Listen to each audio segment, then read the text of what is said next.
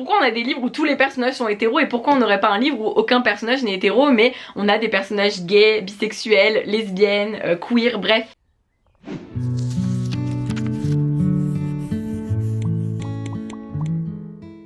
Coucou tout le monde!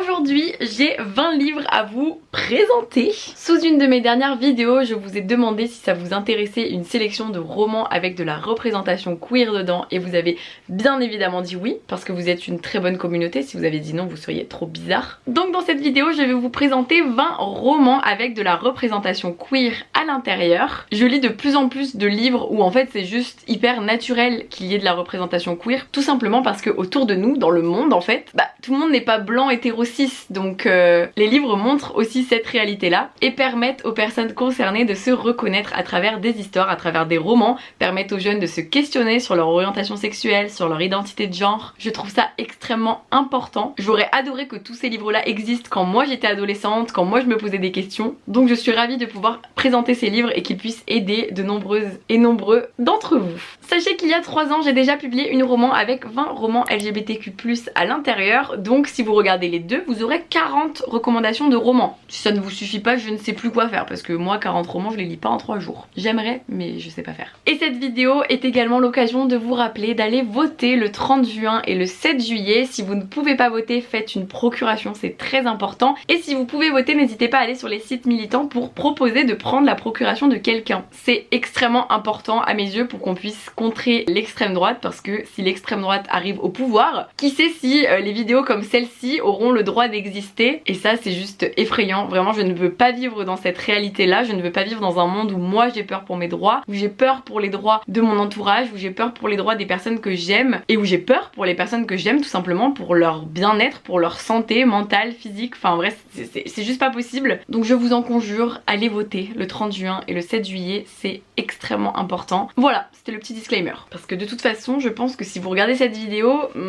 et que vous votez Rassemblement National, il faut vous poser des questions. Ce sont deux thématiques qui ne vont pas ensemble. Si ça peut permettre à certains et certaines d'entre vous de réaliser, moi ça me va très bien.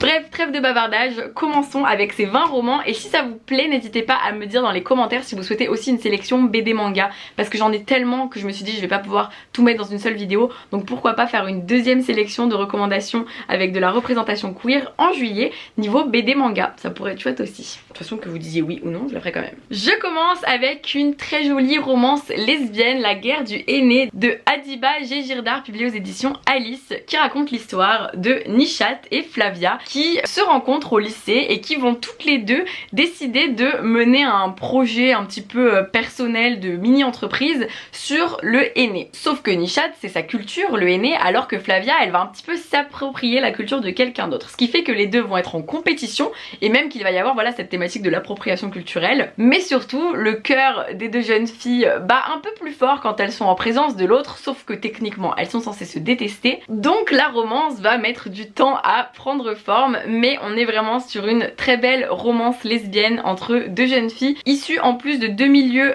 culturels très différents. D'ailleurs bien sûr on va quand même avoir des thématiques assez difficiles, du coming out de l'une vis-à-vis d'une famille qui est quand même assez dans la tradition et la conservation, donc pas mal d'homophobie intériorisée aussi. Mais en même temps les romances lesbiennes ça manque beaucoup je trouve dans le paysage littéraire adolescent young adulte. Alors là j'en ai plein à vous présenter, mais avant j'en avais vraiment aucune. Je crois que dans ma vidéo précédente il n'y a pas de romance lesbienne sur les 20 romans LGBT, ou peut-être une seule, et c'est là qu'on voit que je suis très contente que les choses aient changé, mais que ça manquait cruellement. Donc celle-ci elle est vraiment toute mignonne, toute douce, elle aborde plein de thématiques hyper importantes, donc lisez-la vraiment. Et en plus de cette jolie romance, je trouve que le lien entre Nishat et sa sœur est hyper important et hyper bien décrit dans cette histoire, donc foncez. Ma romance lesbienne préférée c'est The Truth de Savannah Brown, publiée aux éditions Ozu, qui à la base n'est pas du tout une romance puisque on est plutôt sur une sorte d'enquête, de thriller, de roman un petit peu sombre, young adulte. C'est l'histoire de Sydney qui est persuadé que son père a été tué puisqu'il était le seul psy de la ville, donc il connaissait les secrets d'un peu tous les habitants, et qu'il a soudainement disparu dans un accident mortel, et qu'après ça Sydney reçoit des messages chantage, de menaces. Donc elle est persuadée que quelqu'un en veut à son père, en veut à sa famille. Et en plus de ça, lors de l'enterrement de son père, June, une des filles les plus populaires du lycée, est là. Elle est présente et elle rend visiblement hommage à son père, donc elle trouve ça un petit peu étrange, Sydney. Sauf qu'en plus de trouver ça étrange, elle commence à tomber petit à petit amoureuse de Sydney. Donc c'est deux personnages qui sont très différents,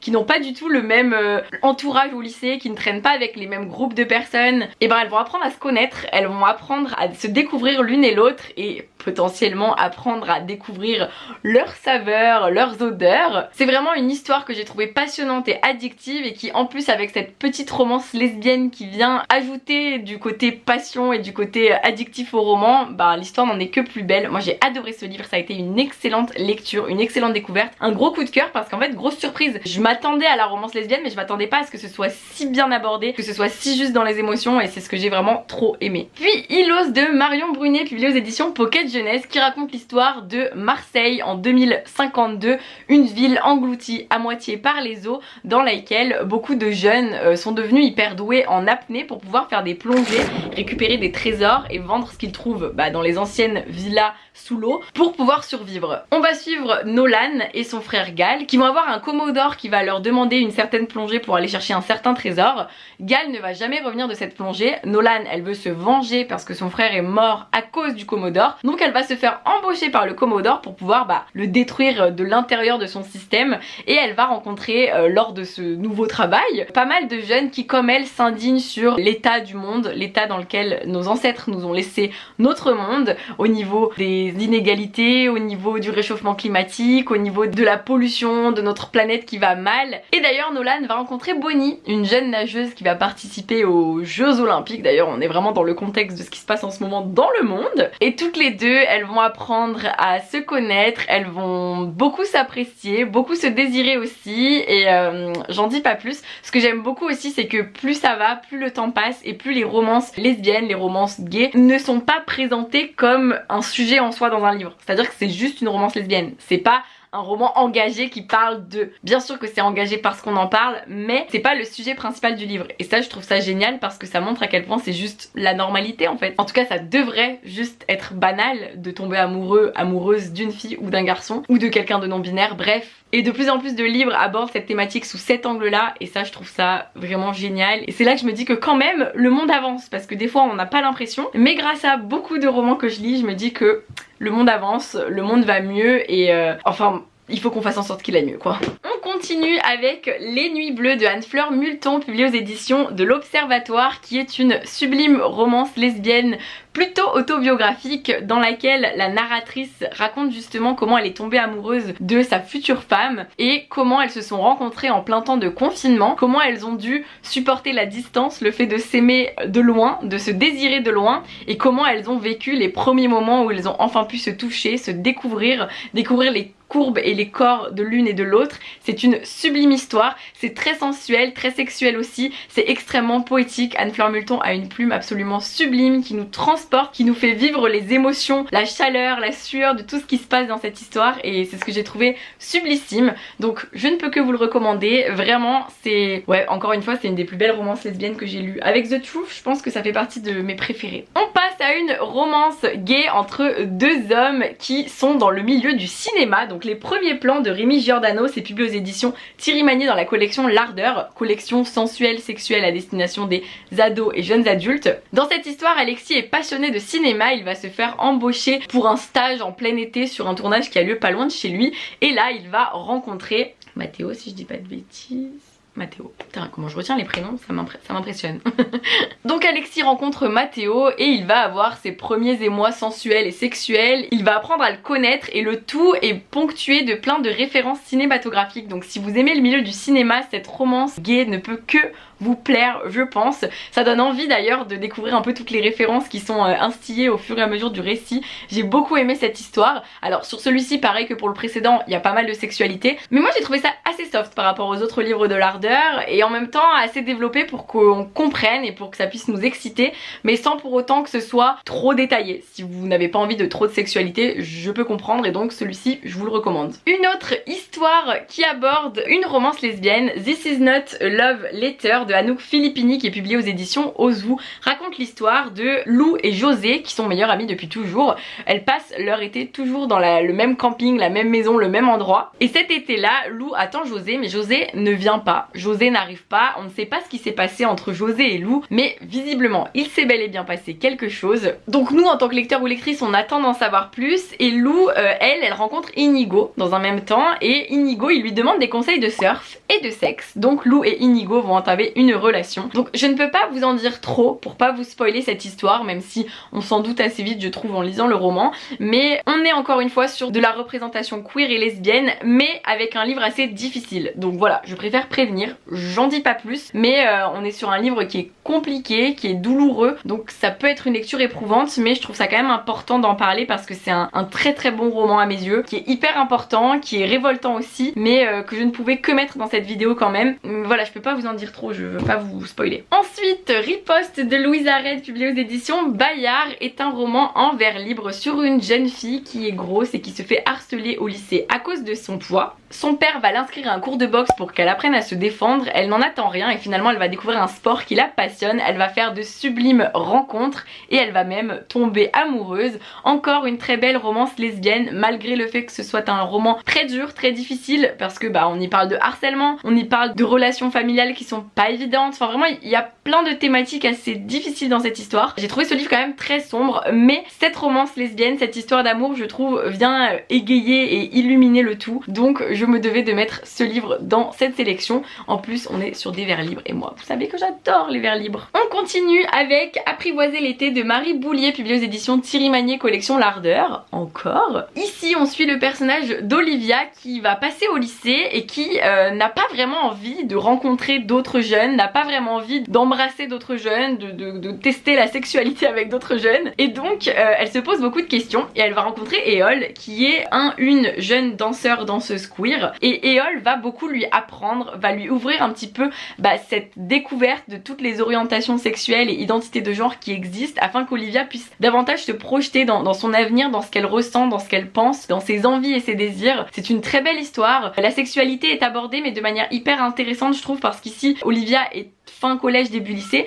donc on n'est pas sur quelque chose de trop explicite. Donc encore une fois un livre L'Ardeur qui peut être lu sans qu'on ait envie de lire quelque chose de trop sexuel, ce que je peux comprendre parfois. On parle aussi dans cette vidéo d'asexualité avec Loveless de Alice Oseman, publié aux éditions Hachette. C'est l'histoire de Georgia qui a toujours aimé les histoires d'amour, qui rêve de vivre sa propre histoire d'amour, mais elle n'en a jamais vraiment ressenti l'envie face aux gens qui l'entourent. Quand elle arrive à l'université, elle découvre dans une asso groupe de parole LGBTQ+, que la sexualité et l'aromantisme sont des termes qui existent et qu'elle ne connaissait pas, et elle se rend compte que ça pourrait potentiellement la concerner puisque elle aussi, elle n'a jamais ressenti de désir amoureux ou sexuel pour quelqu'un. Pourtant, elle aimerait quand même potentiellement vivre une histoire d'amour. Et c'est donc un livre qui questionne de tout ça, qui questionne de ce sentiment de ne pas se sentir comme les autres, de ce que ça peut engendrer chez nous, l'anxiété, l'angoisse que ça peut réveiller, mais aussi le fait que d'autres personnes comme nous existent forcément toujours quelque part, que donc on n'est jamais seul et que c'est important de le savoir pour avancer, pour s'aider aussi et pour s'accepter. C'est un livre que j'ai trouvé sublime, que j'ai trouvé hyper intéressant et qui je trouve prône aussi l'amitié et montre à quel point l'amitié peut aussi prendre la place de l'amour finalement quand quelqu'un est asexuel ou aromantique. Ça l'empêche pas de vivre plein d'histoires d'amour mais avec ses amis. Vous voyez ce que je veux dire? Moi mes amis je les aime d'amour vraiment, je pourrais pas vivre sans mes amis, et ça montre à quel point l'amitié ça peut être très important dans une vie en fait. Moi dans ma vie c'est presque au centre de tout. Avec Alaska et Alex, oui, et avec la famille, oui, mais je pourrais pas vivre sans mes amis, c'est vraiment trop précieux pour moi. On continue avec I Kissed Shara Wheeler de Casey McKiston, publié aux éditions Lumen, qui raconte l'histoire de Chloé Green qui est à un cheveu de la victoire et du fait d'être première de promo de son lycée. Sauf que Shara Wheeler, la perfection incarnée, celle qui l'a toujours dépassée dans les notes, elle va disparaître du jour au lendemain. Mais avant de disparaître, elle va embrasser Chloé. Elle va également embrasser Rory, le bad boy du lycée, et Smith, le quarterback avec qui elle sortait depuis des mois. Elle les embrasse, elle leur laisse une petite enveloppe et elle disparaît. Tous les trois ils s'entendent pas spécialement mais ils vont essayer de découvrir pourquoi Shara a disparu, surtout que Chloé, ce qui l'énerve beaucoup c'est que pourquoi elle a disparu, pourquoi elle l'a embrassé avant de disparaître et pourquoi elle fait ça pile au moment où elle aurait aimé avoir une victoire vraiment qu'elle mérite, sauf qu'en fait si son adversaire disparaît elle trouve que sa victoire n'est pas autant méritée. Et donc c'est un livre qui va questionner beaucoup de l'orientation sexuelle, du fait de s'accepter lorsqu'on est queer, lorsqu'on est lesbienne, lorsqu'on est gay, lorsqu'on est bisexuel, et Shara justement c'est une fille qui est hyper populaire dans son lycée, dont le père est directeur proviseur du lycée, dont le chéri est le mec le plus connu du lycée. Et est-ce que finalement elle ne se rend pas compte que c'est difficile de s'accepter et de s'assumer lorsque on a tous les regards qui convergent vers nous en permanence, parce qu'on a des bonnes notes, parce qu'on est fille du directeur, parce qu'on est populaire. C'est un livre qui a une représentation queer plus. J'ai trouvé ça absolument génial. Dans cette histoire, il n'y a pas un seul personnage qui est hétéro et en fait, c'est super. Pourquoi pas? Pourquoi on a des livres où tous les personnages sont hétéros et pourquoi on n'aurait pas un livre où aucun personnage n'est hétéro mais on a des personnages gays, bisexuels, lesbiennes, queer, bref. Je trouve ça génial, donc ce livre-là, il ne pourra que vous faire plaisir si vous avez envie de lire un livre avec de la représentation plus, même pas que queer d'ailleurs. On continue avec Felix Ever After de Kassen Callender, publié aux éditions Slalom. Dans ce livre, on suit le personnage de Félix qui cumule les étiquettes noir, trans et queer, mais son identité reste trouble justement. C'est un personnage qui se cherche beaucoup et donc on va suivre cette quête un peu de soi, quête d'identité. Il va y avoir de très belles amitiés dans cette histoire, mais aussi une très belle histoire d'amour, et c'est un livre que j'ai trouvé très lumineux, très coloré, vraiment à l'image de la couverture. Donc je ne peux que vous le recommander si ce sont des thématiques qui peuvent vous intéresser. J'ai trouvé cette histoire hyper complète, que ce soit dans les thématiques, dans la plume qui est sublime, dans l'histoire qui est très bien menée du début à la fin, et dans les questions que se pose Félix et qu'on peut peut-être toutes et tous se poser un jour. Et ça, j'ai trouvé ça très juste, donc je ne peux que vous conseiller cette histoire. J'espère que vous le lirez parce que vraiment il est merveilleux ce livre. On continue avec La chasse de Maureen Desmailles, publiée aux éditions L'Ardeur, Thierry Magnier L'Ardeur toujours. Alors ici, on n'est pas vraiment sur de la représentation queer, enfin oui et non, dans le sens où on va suivre le personnage principal de cette histoire, Max, qui est non genré, c'est-à-dire que tout au long de l'histoire on ne connaît pas le genre de Max. Ça ne veut pas dire que c'est un personnage non binaire, j'en sais rien, mais juste ce personnage là va tomber sous le charme d'un couple, Ellie et son copain, qui passent leurs vacances d'été dans la maison d'à côté, et Max va tomber amoureuse de Ellie et de son copain, en tout cas tomber sous leur charme, et va un peu avoir des relations avec eux. Et donc c'est une histoire où niveau genre on se doute qu'il y a quand même de la représentation puisqu'on est sur un personnage qui couche à la fois avec un homme et à la fois avec une femme. On est sur aussi beaucoup de questions sur la bisexualité, l'homosexualité. J'ai trouvé ça hyper intéressant et j'ai adoré cette expérience de ne pas connaître le genre du personnage principal, puisque ça donne une vision de l'histoire hyper différente de ce qu'on a l'habitude de lire. Donc rien que pour l'expérience, je ne peux que vous recommander de lire ce livre. Puis un livre plus autobiographique avec La prochaine fois que tu mordras la poussière de Panayotis Pasco, un livre qui est assez difficile, qui est publié aux éditions Stock et qui aborde 3 thématiques principales: la relation de Panayotis avec son père, l'homosexualité de Panayotis et la dépression, l'anxiété de Panayotis. Donc plusieurs thématiques très différentes mais qui finalement sont un peu liées les unes aux autres. Donc c'est très autobiographique, c'est très intéressant. Panayotis explique un petit peu à quel point il a refoulé son homosexualité lorsqu'il était jeune et de quelle manière il a fini par l'accepter et fini par s'ouvrir aux autres et aux hommes. Donc très belle histoire, assez sensuelle, sexuelle à plein d'égards, que j'ai trouvé assez belle, surtout quand on connaît Panayotis. J'ai trouvé ça d'autant plus touchant parce que j'avoue que si je l'avais pas connu, je sais pas si le livre m'aurait autant intéressé, parce que le style est assez brut et incisif et il faut accrocher avec cette plume là. Mais c'est très juste, c'est très cru et c'est très réaliste. Je trouve que ça se rapproche vraiment de la réalité, et d'où le fait aussi que Panayotis s'est beaucoup confié dans ce livre. Je vous recommande Une année pour toujours de Lucille de Peslouin, publié aux éditions Talent Haut, collection Ego. Donc c'est un tout petit livre écrit en vers libre où le personnage principal est une jeune fille qui finit le collège, qui va rentrer au lycée et qui décide de raconter un petit peu ses amours, ses histoires. Et ce que j'aime, c'est que ce livre il touche un public plus jeune. On est voilà sur fin collège, début lycée, et il parle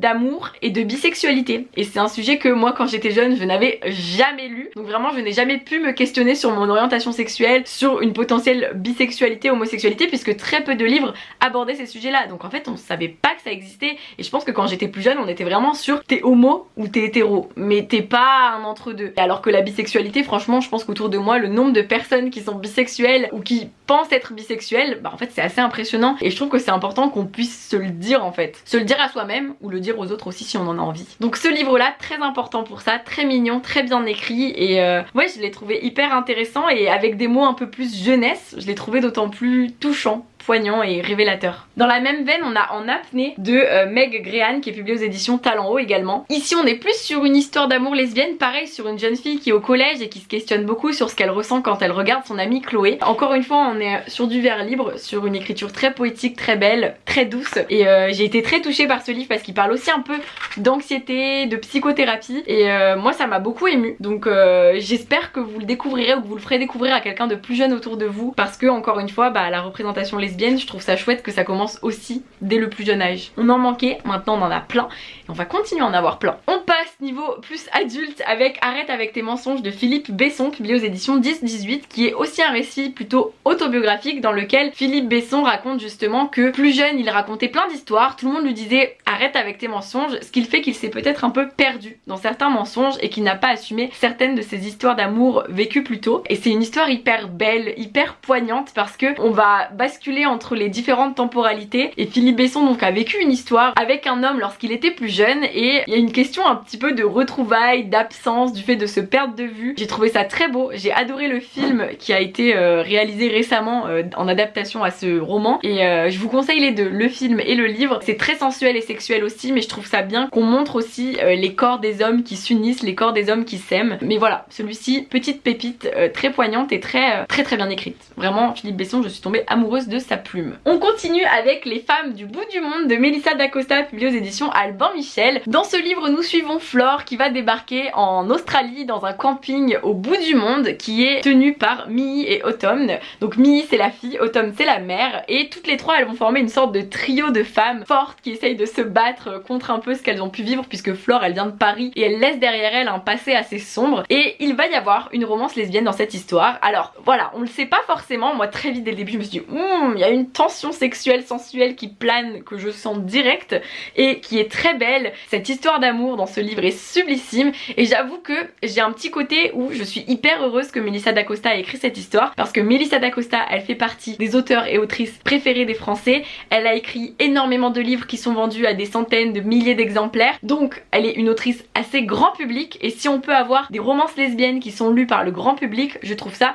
merveilleux, formidable. Donc j'espère vraiment que ça permettra que justement ces histoires là d'amour qui peuvent différer de ce que certaines personnes voient dans leur quotidien et dans leur entourage permettent une plus grande ouverture d'esprit et c'est tout ce qu'on veut en fait parce que quand on est converti, enfin, je veux dire, moi, j'ai l'impression que quand on me conseille une romance LGBTQ+, on prêche une convertie. Mais il y a des personnes qui n'ont pas du tout l'habitude d'en lire et je trouve ça tellement dommage parce que ça permet juste de s'ouvrir aux autres, à ce que d'autres ressentent et ce que nous, on ne ressent peut-être pas forcément, mais s'ouvrir aux autres, c'est important. Donc vraiment, cette histoire-là, je la trouve super belle. C'est très doux, c'est très imagé, il y a beaucoup de beaux paysages. Il y a vraiment une éloge à la nature aussi et aux femmes et à l'amour entre femmes et ça, j'ai trouvé ça sublime. Ensuite nous avons Le bleu des souvenirs d'été de Lilibelle de Cholet, publié aux éditions Ditier Jeunesse. Dans cette histoire on va suivre trois cousines qui ont toujours passé leurs vacances d'été ensemble, sauf que cette année Colombe manque à l'appel, il n'y a que Lucille et Salomé et Lucille et Salomé ne s'entendent pas tellement, donc chacune va un peu avoir ses problèmes à régler. L'une souffre de troubles du comportement alimentaire tandis que l'autre on sent qu'elle a des peurs, des craintes et je vais pas vous en dire plus, mais donc c'est une superbe histoire entre les liens familiaux, mais aussi il y a du coup dans cette histoire une très jolie romance lesbienne ainsi que le sujet de la sexualité qui est abordé. J'ai trouvé ça très beau, abordé avec beaucoup de justesse, j'ai trouvé les personnages hyper touchants, hyper attachants, donc je ne peux que vous recommander de lire cette petite pépite, surtout avec l'été qui approche. Et ouais, non vraiment ce livre est si beau, les citations sont si belles, j'ai été subjuguée par la plume de Lilibelle de Cholet dans cette histoire. Dans la même veine, niveau roman d'été, romans familiaux, thématiques un petit peu comme ça, Les coquillages ne s'ouvrent qu'en été de la merveilleuse Clara Hérault, publiée aux éditions Hachette. Dans cette histoire, ce sont deux sœurs qui s'entendent très peu, qui n'arrivent plus à communiquer mais qui pourtant, on le pense dès le début, s'aiment toujours beaucoup. L'une est tiraillée par les ombres qui menacent de tout emporter dans son esprit. L'autre est perturbée par le désir qu'elle ressent pour une jeune fille qu'elle va rencontrer sur la plage. Et donc, encore une fois, une histoire d'amour lesbienne, mais aussi une histoire un petit peu de rejet face à des comportements homophobes de certaines personnes. Donc un livre qui peut être difficile pour plein de thématiques, mais dont la romance lesbienne est très belle, dont les messages véhiculés sont magnifiques, sont hyper hyper réaliste, hyper juste et moi j'ai adoré cette histoire. De toute façon je vous en ai parlé dans ma dernière vidéo vlog qui s'affiche juste ici, donc vous êtes obligés d'aller la voir si vous avez envie de lire ce livre. Et si vous avez lu le livre, n'hésitez pas à aller voir la vidéo aussi parce que on donne notre avis au fur et à mesure avec ma sœur, et comme j'aime ma sœur d'amour, bah, j'étais trop contente de partager cette lecture qui parle de sœur avec elle. Et enfin le dernier livre qui est sublissime, La nuit où les étoiles se sont éteintes de Nin Gorman et Marie Alino, publié aux éditions Albin Michel. Alors là on est dans la version collector hein, mais il y a une version normale aussi. Ici nous avons une histoire d'amour entre deux jeunes hommes qui sont absolument craquants. On ne les voit pas mais on les imagine et on les aime, et moi je me suis trop attachée à eux. On suit le personnage de Finn qui est vraiment dans une descente aux enfers parce qu'il vit plein de choses assez compliquées dans le cadre familial. Sa mère est en prison, il vit chez de la famille mais il se sent pas forcément bien, il se perd dans les bras des filles jusqu'à ce qu'il rencontre un groupe de jeunes qui vont lui faire voir à quel point l'amitié peut le sauver de tout ça, le sauver de la noirceur de tout ce qu'il ressent. C'est une superbe histoire, j'ai adoré le personnage de Nate et Finn et Nate qui vivent une très belle histoire d'amour, très romantique, très sensuelle, parfois sombre mais que j'ai trouvé tellement juste, tellement vrai. Moi c'est ce que j'ai préféré dans cette histoire, c'est que je me suis sentie appartenir à ce groupe d'amis et je me suis sentie tellement attachée à eux. J'ai vraiment l'impression qu'ils existent. Comme Marie et Nin ont continué à écrire plein de livres sur chaque destin de chaque personnage, autant vous dire qu'on a vraiment l'impression qu'ils existent et qu'on est avec eux tout au long de l'histoire et qu'on vit tout ça avec eux dans la vraie vie limite. Donc moi j'aime trop cette histoire, je me dis que ça serait parfaitement adaptable en série Netflix et tout. J'espère que ça se fera un jour. Vraiment j'ai trop aimé et j'ai été hyper admirative de la justesse de tout ce que décrivent Marie et Nin dans ce livre parce que chaque personnage a ses parts d'ombre et c'est merveilleusement bien décrit et on s'y reconnaît aussi parfois beaucoup. Et voilà pour cette sélection, à vous de me mettre dans les commentaires les romans avec de la représentation queer dedans qui vous plaisent, que vous nous recommandez. Je serais ravie d'en découvrir de nouveaux grâce à vous. Et bah, comme je vous l'ai dit, n'hésitez pas à aller voir ma précédente vidéo, comme ça vous aurez 40 recommandations de romans. Et j'essaierai de vous faire une petite sélection BD manga bientôt aussi parce que j'ai pas mal de BD qui abordent avec beaucoup de justesse le sujet. Et avec les illustrations, je trouve que ça peut être d'autant plus beau et ça peut d'autant plus transporter. Donc j'espère que cette vidéo vous a plu. Je vous fais plein de bisous, je vous envoie plein de petits drapeaux arc-en-ciel et je vous dis à très vite pour la prochaine vidéo et passez de très belles lectures queer d'ici là. Bisous.